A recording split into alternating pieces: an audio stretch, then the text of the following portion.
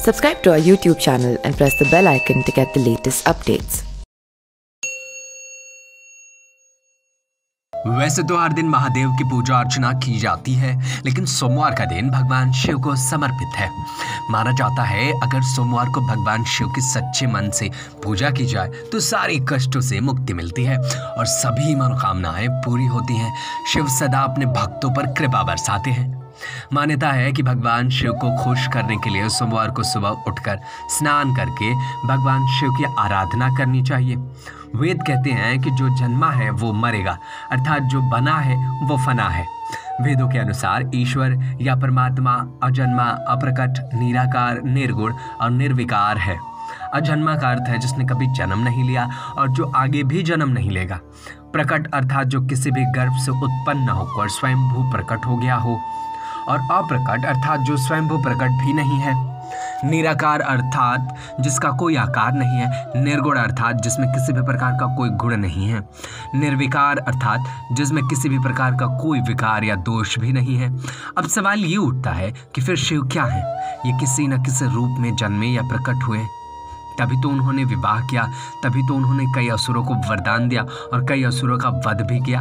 दरअसल जब हम शिव कहते हैं तो निराकार ईश्वर की बात होती है। जब हम सदा शिव कहते हैं तो ईश्वर महान आत्मा की बात आती है।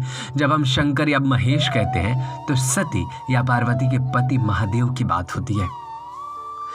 भगवान शिव का जन्म कैसे हुआ? शिव पुराण के अनुसार भगवान सदाशिव और पराशक्ति अंबिका से ही भगवान शंकर की उत्पत्ति मानी गई है। उस अंबिका को प्रकृति में सर्वेश्वरी, त्रिविदेव जननी की नित्या और मूल कारण भी कहते हैं। सदाशिव द्वारा प्रकट की गई उस शक्ति की 8 भुजाएं हैं। पराशक्ति जगत जननी वो देवी नाना प्रकार की गतियों से संपन्न है और अनेक प्रकार के अस्त्र शक्ति धारण करती हैं। वो शक्ति की देवी काल रूप सदाशिव की अर्धांगिनी दुर्गा हैं। उस सदाशिव से दुर्गा प्रकट हुई। काशी के आनंद रूप वन में रमण करते हुए एक समय में दोनों इच्छा उत्पन्न हुई कि किसी दूसरे पुरुष की सृष्टि करनी चाहिए, जिस पर सृष्टि निर्माण का कार्यभार रखकर हम निर्वाण धारण करें। इस हेतु उन्होंने वामांग से विष्णु को प्रकट किया। इस प्रकार विष्णु के माता और पिता काल रूपी सदाशिव और पाराशक्ति दुर्गा हैं। विष्णु को उत्पन्न करने के बाद सदाशिव और शक्ति ने पूर्ववत प्रयत्न करके ब्रह्मा जी को अपने दाहिने अंग से उत्पन्न किया और तुरंत ही उन्हें विष्णु के नाभि कमल में डाल दिया।